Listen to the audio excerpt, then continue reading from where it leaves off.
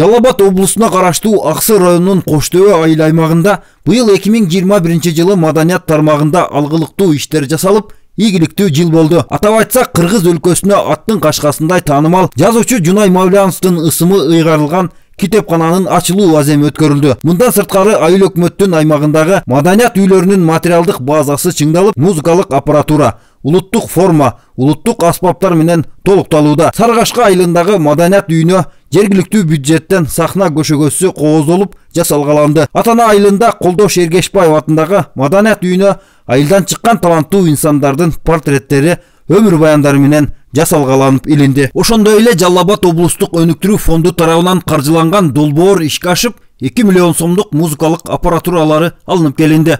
Жогоруда жасалган эмгектер Коштөбө айыл аймагынын башчысы Чынарбек Кадыркуловдун айыл өкмөт башчысы болуп турган аз убакытта жасаган аракеттеринин үзүрү деп атоого болот.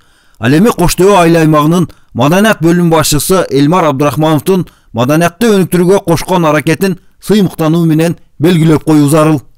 Акназар Сулайманкулов, Кылым ТВ.